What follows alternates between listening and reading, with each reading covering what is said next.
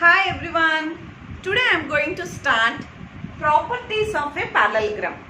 I already taught you what are the properties of a parallelogram. What opposite sides of a parallelogram are equal, right? Opposite angles are equal.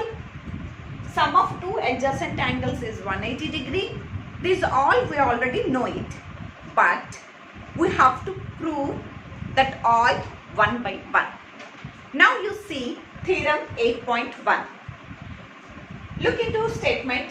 A diagonal of a parallelogram divides it into two congruent triangles. Okay children? So we will take ABCD be a parallelogram and AC be a diagonal of this parallelogram. Right? So now what we have to prove? This diagonal divides this parallelogram it into two congruent triangles. That means we have to prove, see, you can see also this diagonal is dividing this parallelogram into two triangles, right? One triangle is ABC. We have to prove triangle ABC is congruent to triangle. Order is important. First I have taken AB. Okay, so this AB length is equals to CD. So I will take CDA. I can't take DCA.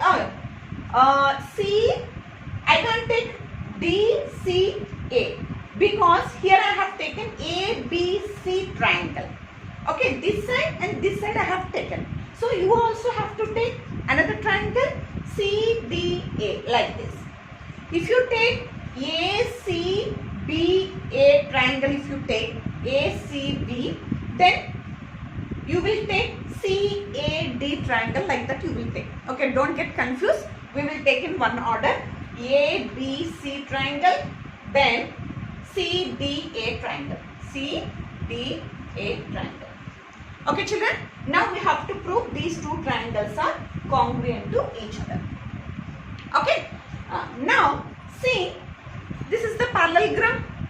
We know opposite pair of sides are parallel to each other. AB is parallel to CD. Okay, here since AB is parallel to CD and AC is a transversal. Okay, and AC is a transversal. So now you tell me, when these two are parallel and this is the transversal, what about these two angles? These two angles are alternate interior angles. Okay, so by alternate interior angles property, we can tell these two are equal to each other. So I am naming angle 1, this is angle 2. Okay children, so since AB is parallel to CD, AC is the transversal of this one. So angle 1 equals to, therefore angle 1 equals to angle 2 by alternate interior angles. By alternate interior angles. We had proved this one from triangles chapter. Okay.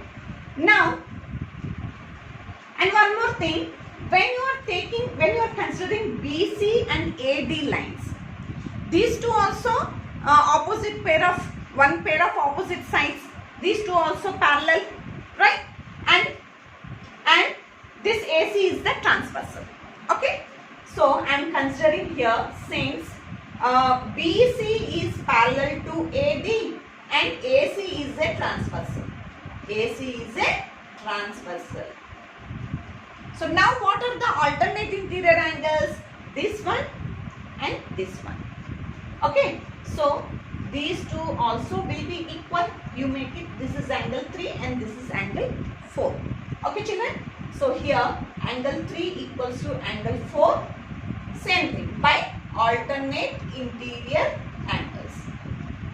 Okay children, now you see what the congruent rule we can use here. Okay, see, when you are considering this triangle, ABC triangle and CDA triangle, angle, side and angle, that means ASA by ASA A congruent rule, these two triangles are congruent to each other. Okay, we have three conditions because this angle equals to this one equals to this one, and AC is common.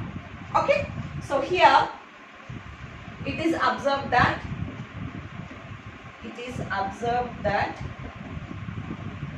AC is common.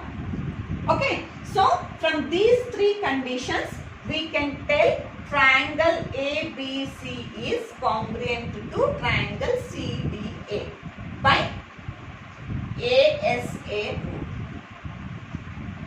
Okay, what we have to prove? This diagonal divides this parallelogram into two congruent triangles. Now we have proved this triangle is congruent to this triangle. That means AC diagonal divides this parallelogram ABCD into two congruent triangles. Okay, children?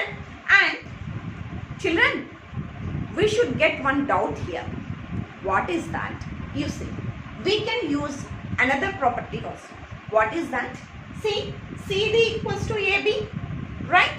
So from these two triangles, AB equals to CD.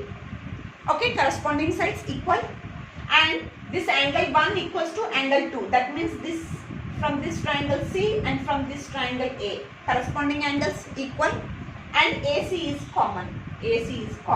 That means side, angle and side. By this congruent rule also we can tell these two triangles are congruent to each other. But why I did not use this property, this rule? Because here what topic we are learning? Properties of a parallelogram. Okay, one by one we are going to prove. That means till now you don't know these two sides are equal to each other. Okay, so in next theorem the opposite sides of this parallelogram will be equal. That we are going to prove. So in this theorem we cannot use that property. Okay, that's why I did not use. I have used what? Angle, side and angle property only I have used. Okay children, thank you all.